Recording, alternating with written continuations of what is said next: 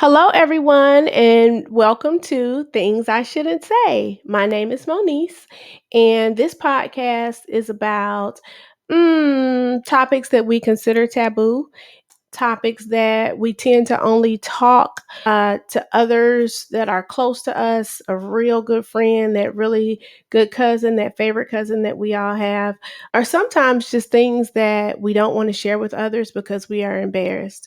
On this show, I will sometimes invite guests and we will discuss those topics. Today, though, I am alone. And I want to discuss part two of things I'm no longer apologizing for. I recently had a birthday. I'm about a month old now, but I celebrated a birthday about a month ago. And every year I try to reflect on the past year, what I want to change, what I want to do more of from the previous year. And I realized that I don't need to apologize for saying no. So that's what we're going to talk about. For a long time, I have, I used to have a hard time saying no. I used to feel like if I said no, the person I said no to, they just had no other way. If I couldn't come through for them, then oh gosh, life was just over, right? And sometimes I think people use that to take advantage of me. And I said, you know what? I'm not doing this anymore because if I tell you no, I'm sure you gonna figure it out, or somebody else will come through for you, whatever. But it's not up to me to do all the things all the time, right? And so I was thinking, like, where did this come from? How did this start? And I think it started maybe elementary school. I never wanted to be a people pleaser, but I wanted to please people. And for those of you who are like, huh, I do think there is a difference. Pleasing people, because I feel like I'm a giver by nature. I love helping people. I love doing things that I can do to make people laugh, to smile. If it's clothes you need and I have them, you got it. But I think I became a people pleaser because it wasn't something, giving all of the time wasn't something I wanted to do all of the time. For example, um, if I had planned to do something with my children and someone called and said, "Hey girl, I need to talk." Instead of telling them, especially if it wasn't important, instead of saying, "Hey, can I call you back? Can I get back with you?" I would put my kids off to the side to address this issue. Again, when it wasn't even anything important, but because they needed to talk to me at that moment, I put off plans that I had with my kids, something that I actually wanted to do. I would put that off to appease them. I'm not doing that anymore. So that's my example of people pleasing versus being a people pleaser. Okay, so anyway, like I said, this came from being younger. And just, I remember being told when I was younger to kill people with kindness, right? And so in my mind, that turned into, oh, just be nice all the time. And saying no isn't something that's mean. And I think that's something that a lot of women that I know, we feel that if we say no, then we're being mean. And that's not what it is at all. So, but that's how I perceived the definition of kill them with kindness. Always be nice, always give, always do the extra most over the topness for other people. And then, like I said, it became something that didn't make me feel good all of the time because sometimes I would exhaust myself trying to please other people. Like I said earlier, I was not always available for my children, pleasing other people. There were things that I wanted to do for myself personally, but if someone called and said, "Hey, I need you, I need this," I, I would put that thing off to please that person. So anyway, as I got older and as my children got older and I started kind of noticing that they would do those things even amongst each other. I know one of my girls one day, she was tired. She had a long day of school and her brother and sister wanted her to come outside and jump on the trampoline, and she's like, "Oh, I'm kind of tired. I really don't want to." But she started feeling bad because they asked her to come outside. And I said, "Hey, you're tired. It's okay. If you don't want to go out there, you don't have to." And she said, "Well, what if they get upset with me?" And that was a message for me. And I felt like in that moment, that was her watching me exhaust myself to please other people. So saying no has been something that I've been working on throughout the years. But as I get older, I get really, really comfortable in my no. And so this year, I decided that I'm not going to apologize when I say no. I did used to give an excuse. Oh, no, well, I can't do it because just no, just a flat out no. And it feels so good. It is such a freeing word. Those two little letters, N and O. No. Oh, try saying it. No. Oh, it feels good. Anyway. Yeah. So, as I was saying, I'm choosing to not apologize for saying no because I'm putting myself first. I'm putting my children first. I'm putting I'm putting my peace, my sanity, my happiness first. And it may sound selfish, and it's okay because it is a little selfish. It's about me taking care of me. If I don't want to go to the party because I'm tired, I'm not going to the party. I'm going to rest. If I don't want to go out to dinner because I prepared a really good meal at home and I don't want to spend any money, I'll catch y'all on the next go round. I'm not going to, like I said, extend myself any longer when I just don't want to. And it's okay. It was hard though, right? It was hard because, again, I felt like I was doing a disservice to other people. And I was like, oh my gosh, they're going to be mad at me. They're going to be upset. They're not going to invite me again. And I don't go out a lot. So the couple of times that I have gone out, people were like, oh my gosh, I can't believe you actually came out. So, that was something that I did worry about. Like, okay, people just going to stop asking me altogether if I want to do anything, if I start saying no. I will be honest and tell you that saying no in the beginning was very hard for me to do.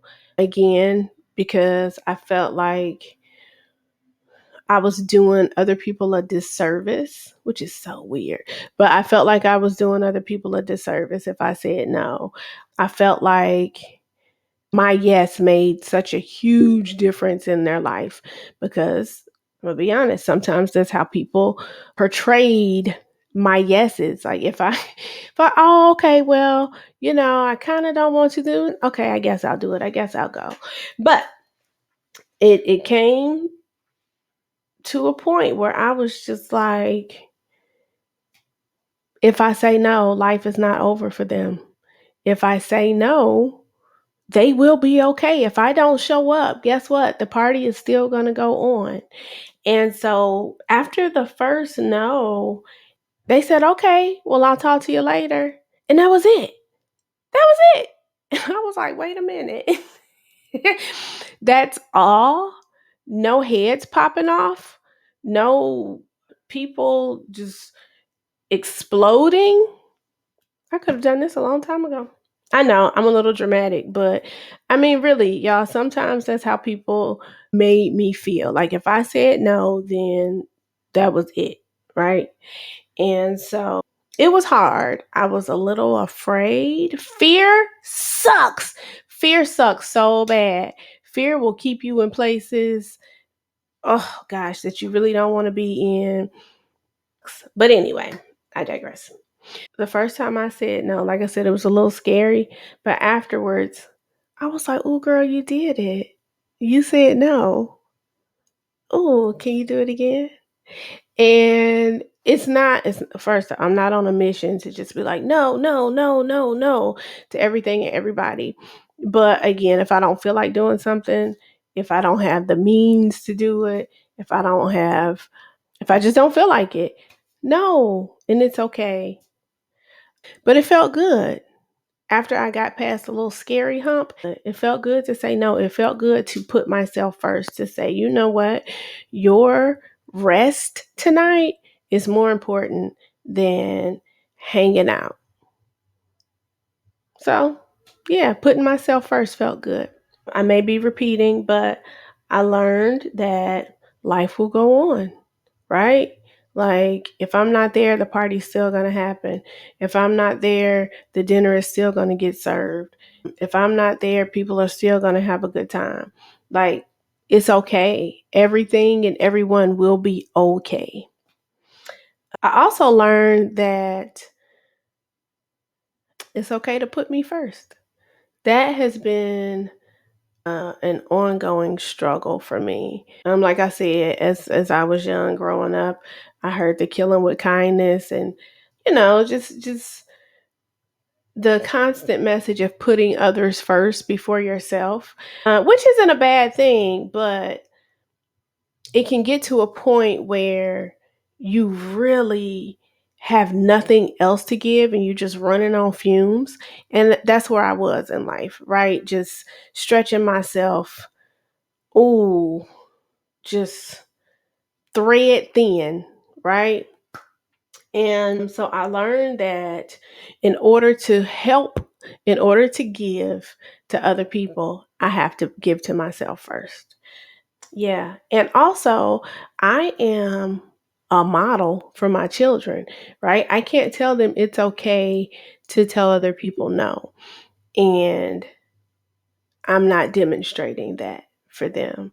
Again, not being a meanie, but sorry, it is okay to, it's necessary to take care of your mental, to take care of your physical before reaching out to help others. Because again, you have to pour into yourself before you can pour into others, especially when you don't have anyone giving back to you.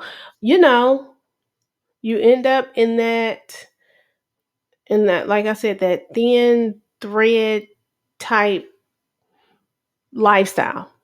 And so I realized that I had to be a role model for my children in saying no. And I had to say, it's okay to say no, to say yes to yourself. So now, if I'm approached and I don't want to say yes, I I weigh the yes and the no. If I say yes to this, what am I gaining? If I say no to this, what am I gaining or losing? Right? If I say yes, okay, am I taking away from anything that I already have planned? Am I taking away from a promise that I already made to my kids? Am I taking away from a nap that I desperately need? Am I spending unnecessary money? If any of those boxes are checked, then I have to say no to it. And it's some more. I just can't think of them right now. I say no to the things that is going to take me away from time that I can't get back. That's it. I say no to the things that are going to take away from precious moments, from quality. Again, I have to be concerned about my mental, what I'm taking in. I used to be a burden carrier. I don't want to do that anymore. It's too much on my body, it's too much on my mind. I got enough of my own issues. I don't want to carry anyone else's any longer. So, if I have to say no, unless it's like a real situation. But if it's just some foolishness, I don't want to hear it. And I'm comfortable with saying, I don't want to hear it. I say no to my children. And, I have to be careful with that because they are getting older and I'm a blink and they'll all be out of the house. So I want to spend as much time with them as I can. But sometimes y'all, I just don't want to stay up and watch the movie. And sometimes I just need time to myself. I want to pamper myself. I want to go and watch the new murder show that just came on TV. And I want to do it alone, in peace, in quiet, without the conversation. And I used to feel bad, right? Because I was like, oh my gosh, oh, I shouldn't tell them no. They're my kids, and oh gosh, they're gonna get older. They're not gonna want to spend time with me. They're gonna like, no, mom, go over there. Oh, I need to spend all my time with them. When they're awake, I need to be with them and around them. And two, because I chose to be a friend, to be a listening ear, to be a crying shoulder when they were younger, I had mom guilt from that. And I would overcompensate to try to make up for that lost time. And in reality, I couldn't. The movie date that I had planned for them, it was gone. It's been years and years ago. And so I realized, you know, it's okay to tell them no now. They understand, they get it. And I've apologized to them for putting other people first when I made promises to them, and they know that during that time I was in my people pleasing mode. And we've moved forward. So when I tell them no, they're like, okay, well, we'll see you in the morning. Because 9 times out of 10, I'm probably going to fall asleep within the first 10 minutes of watching the murder show. But yes, saying no. I say no to family. I say no to friends. I say no to my children. Um, if it doesn't feel right, if it's not, for lack of a better word, beneficial for me, then I'm going to say no. So, to end this all, I'm no longer apologizing for saying no. I'm not feeling bad for saying no. I'm not feeling guilty for saying no. I'm not going to feel like I'm a bad person for saying no. And if you are like me or were like me and saying no was hard, leave a comment down below. Let's have a discussion about this. We need to be free to say no. It's okay. It's okay to say no. Again, don't just walk around handing out no's just because you can say it, but really think about why you are saying no. Like, what's the reason? What's behind it? And if it has something to do with your mental health, your physical health, your spiritual health, your financial health, say no. It's okay. This podcast was very short. It was kind of weird being on here by myself and not having a conversation with anyone.